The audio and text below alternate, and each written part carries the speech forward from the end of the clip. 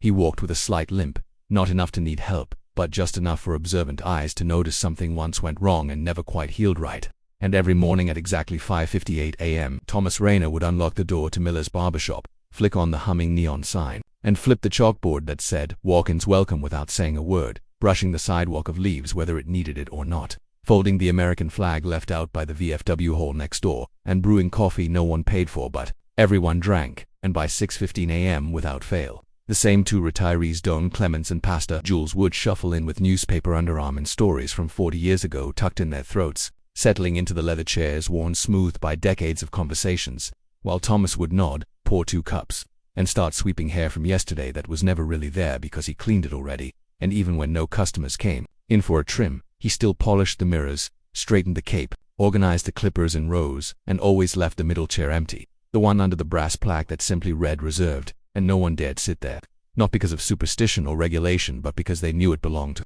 someone who hadn't returned yet, and though nobody ever asked who, everyone sort of knew it had to do with the folded flag framed on the back wall and the faded black and white photograph beside it, a snapshot of a younger Thomas in desert fatigues with one arm slung around a laughing boy with goggles too big for his face, and sometimes the boy would show up just as the light turned gold through the window, older now in a mechanic's uniform, always bringing Thomas a small paper bag with 1 apple fritter inside and leaving without saying a word, and when the town announced they were tearing down the community center to build a strip mall, Thomas simply walked to the town hall meeting and placed a binder on the table, thick with signed petitions, floor plans, handwritten letters, and a single faded ribbon tucked into the cover, and when asked who coordinated it all, Thomas just said "concerned citizens," even though every name was written in his own steady hand, and when a stranger once came in asking about the quiet guy with a limp, Don simply answered, "He's the reason you can ask that question in English," and didn't elaborate, and when the town held its first Founders' Day parade after 2 years of cancellations, no one invited Thomas to be Grand Marshal,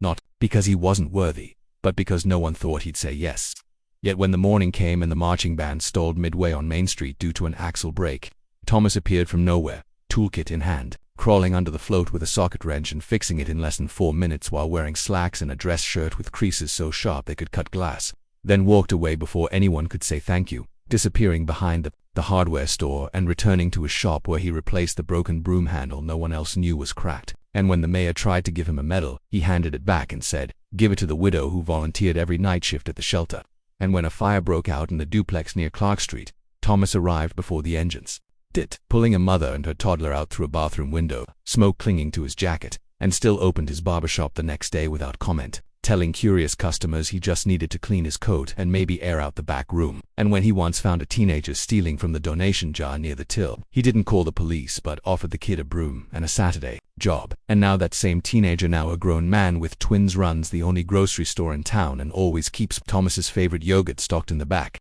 unspoken but understood. And when Veterans Day came around, people noticed Thomas never marched, never wore medals, never even attended the ceremony. But at exactly 4:15 p.m., long after the crowd had left, he would walk quietly to the war memorial, kneel without fanfare, and place a small wooden box at the base. Always the same box, always left behind, and no one ever dared open it until one day, when Thomas didn't show up to open the shop, and the open sign stayed dark until noon, and Don walked a few blocks to check on him, knocking once, then twice, and finding the door unlocked and the place too quiet. He called the pastor and the police chief, and they found Thomas sitting in the barber chair, hands folded in his lap, heart stilled sometime before sunrise. And as word spread, the town fell into a hush, not the loud grief of crisis but the heavy silence of knowing someone who mattered more than anyone had just gone. And when the funeral came, it overflowed 3 blocks past the chapel, people standing shoulder to shoulder, not because of fame, or politics or spectacle, but because they knew Thomas had touched everything quietly, had helped in ways no headline could explain.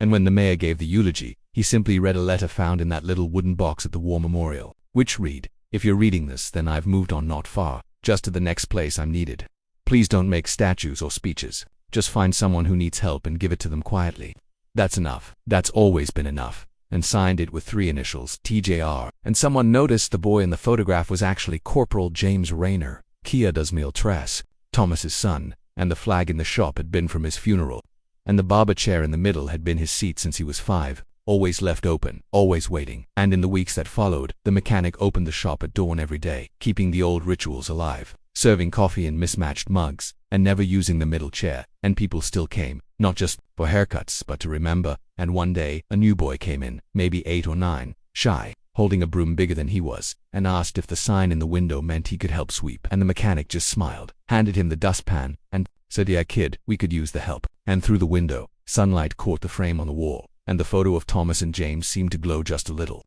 Not because of lighting, but because of legacy. And somewhere far beyond that tiny town, someone picked up a wooden box and carried it to a new memorial in a different city, starting the same silent ritual all over again, not for credit, not for show, but because they knew what Thomas Rayner had once lived and died, believing that real service doesn't need to be loud to matter. And sometimes the loudest legacy is left in silence, in actions done when no one is watching, in chairs left empty, to honor those who never came back, and in hands that keep opening doors at dawn simply because someone might need them.